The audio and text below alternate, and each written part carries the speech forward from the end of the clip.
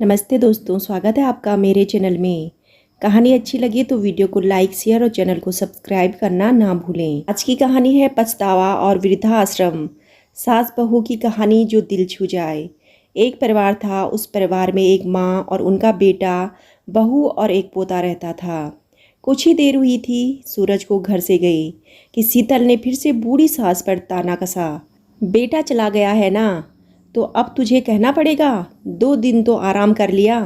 यह कहते हुए शीतल सास के आगे कपड़ों का ढेर पटक गई। बूढ़े और कमजोर घुटनों से जैसे तैसे वो कपड़े धोने बैठी रही थी कि तभी सूरज आ गया और हंसकर कहने लगा, माँ लाओ मैं धो दूँ, तुम थक गई होंगी। बूढ़ी आंखें भर आई और आंसू भरी आंखों से वे छोटे सूरज की यादें कहीं गायब हो गई थी। जैसे तैसे दिन कट जाते थे। कभी वह जिंदगी की मोहताज होती तो कभी मौत की, कभी बर्तनों के ढेर और कभी 2 वक्त का खाना। बस यही थी उनकी जिंदगी। कोई भी वक्त हो, सूरज के बचपन और उनके पति की यादें उनका सहारा बनते थे। सारा काम खत्म होने के बाद वो घर के बाहर बने बरामदे में जाकर लेट गई। तभी सुहान, उनका पोता, गेट से ही चिल्लाते हुए अंदर आया, दादी जी, दादी जी। बूढ़ी दादी भी 3 साल के पोते को देख फिर से जी उठती थी, मानो उनका सूरज आ गया हो। दादी सूरज को लेके बड़े प्यार से ही सुहान को गोद में लेकर बैठ जाती और उसकी नजरें उतारा करती थीं कि तभी शीतल आई और सुहान का हाथ पकड़कर अंदर ले गई। शीतल ने सुहान को खाना खिलाया और कहा, जा दादी को देकर आ खाना। देख के सुहान बोला, माँ दादी ऐसा खाना क्यों खाती हैं?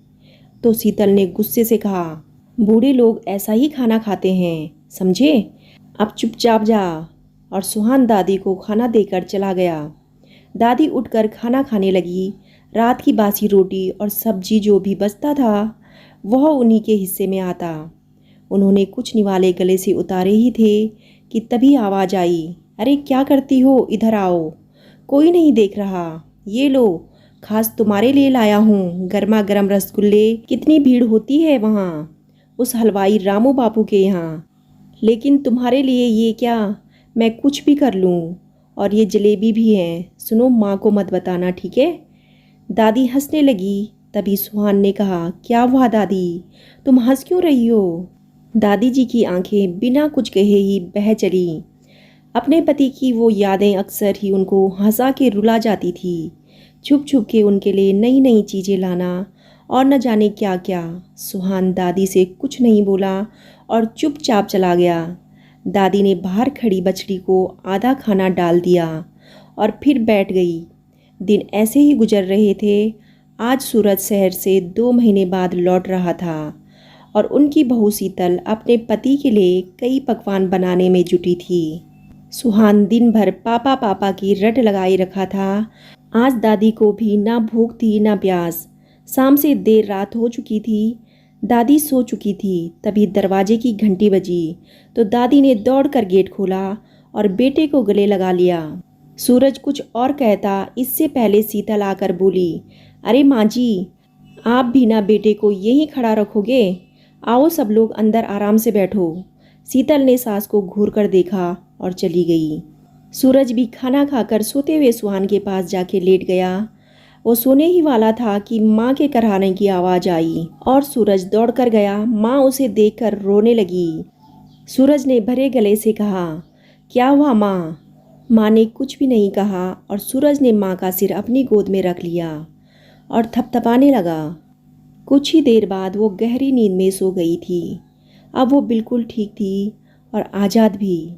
तभी तेजी से आती हुई गाड़ी एकदम रुकी तो खिड़की पर खड़ी शीतल का ध्यान टूटा और तभी सुहान ने आवाज़ लगाई, माँ जल्दी करो, खाना खाकर बाहर आओ, वृद्धा आश्रम वालों की गाड़ी आ गई है।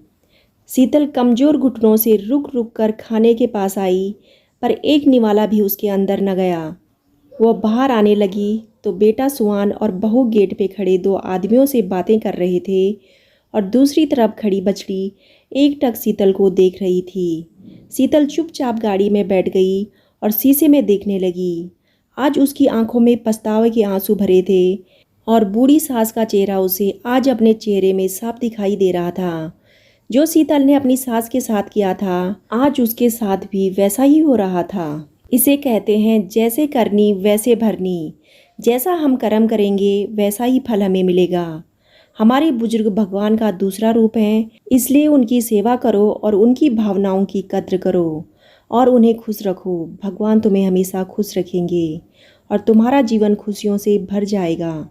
दोस्तों, हमेशा बुजुर्गों की मदद करें और उन्हें ठेस पहुंचाने की कोशिश कभी भी ना करें, नहीं तो भगवान तुम्हें कहीं का नहीं छोड़ेगा। दोस्तों, अगर आपको कहानी पसंद आई हो तो वीडियो को लाइक, शेयर और चैनल को सब्सक्राइब करना ना भूलें। कहानी सुनने के लिए आप सभी का तहे दिल से धन्यवाद।